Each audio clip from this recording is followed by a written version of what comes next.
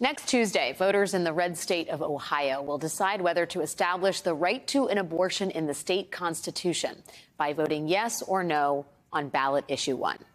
It sort of seems like a fairly straightforward choice. But just a few months ago, in an August special election, more than 1.7 million people voted no on a different ballot issue 1. That measure would have raised the threshold for changing constitutional amendments from a majority to a supermajority. Constitutional amendments like the right to an abortion. Just to be clear here, that August ballot issue 1 was an attempt by Ohio state lawmakers to make it harder to pass things like the upcoming November ballot issue 1. And so if you voted no on the first ballot issue 1, you'll likely want to vote yes on the second ballot issue 1, which is happening this Tuesday. If you think that is not confusing enough, there is the language of the amendment on the actual ballot, the language that has been approved by the Republican-controlled Ohio Ballot Board.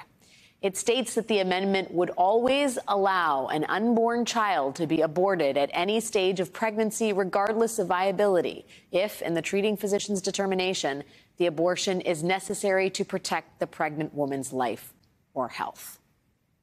So, yes, it is not exactly straightforward here. Despite these intentional hurdles, abortion access advocates remain hopeful that the concern that brought voters to the polls to protect abortion access in 6 states last year, that concern will also rally Ohioans to vote yes to enshrining the right to an abortion in their state on Tuesday. Now, recent polling would seem to bear that out.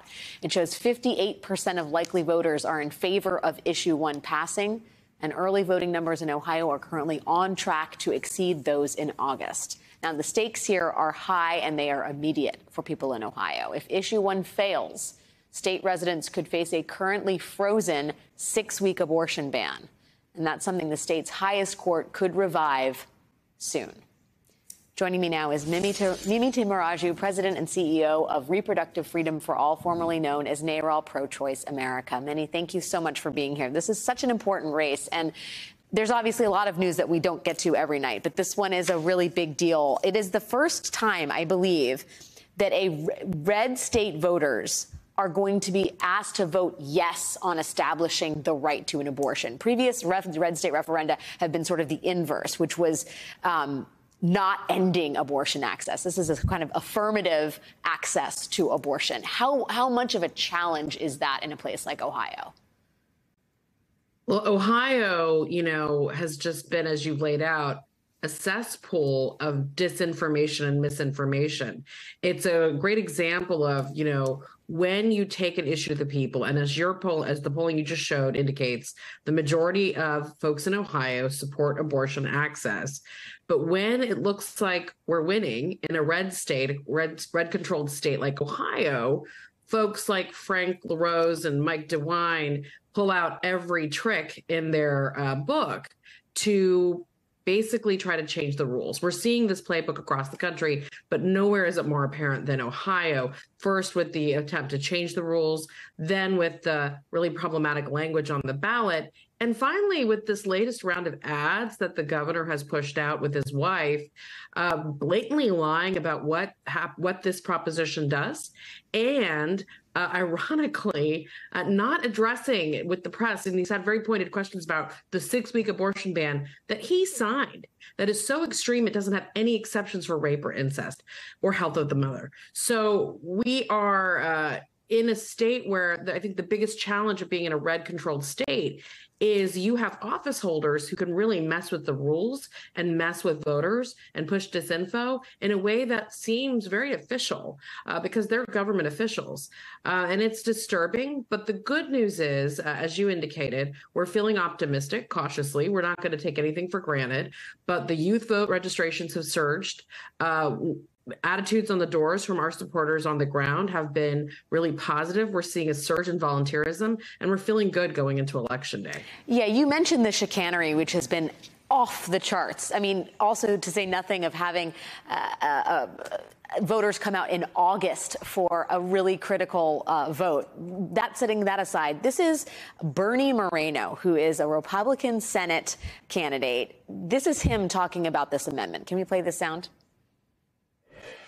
as a dad of 2 girls, it's about having that girl be able to be raped and having the rapist force her to have an abortion, all without your consent as a minor. That is insane. It is not representative of Ohio values.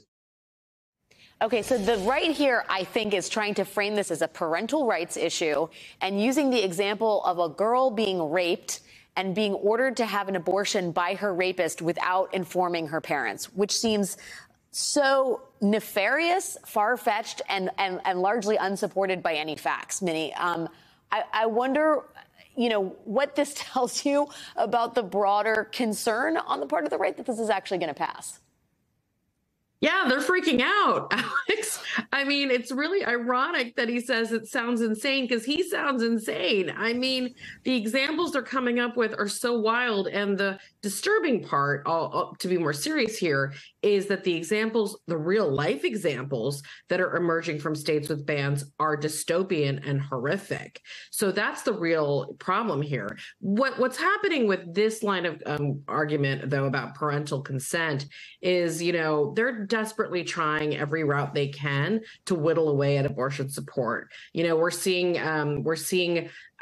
claims that abortion rights movement folks are supporting this language supports gender affirming care, that parents won't have the ability to have any input. There's nothing in this proposition there's nothing in this ballot language, I should say, that has any impact on Ohio's parental consent laws. But they are so desperate and worried about losing. As I said before, they're lying. It's the same playbook we're seeing in places like Virginia, where I'll be tomorrow with my team canvassing, where we're seeing Glenn Youngkin spend tons of money to lie to voters about what his bill actually does. It's the same thing that's happening today in Pennsylvania in a contentious Supreme Court race that is all about abortion as well. We're seeing Republicans bend the rules. We're seeing them lie. We're seeing them use these really far-fetched, outlandish arguments when the truth is the horrendous, horrible stories are on the side of our movement, folks who are being denied care and, frankly,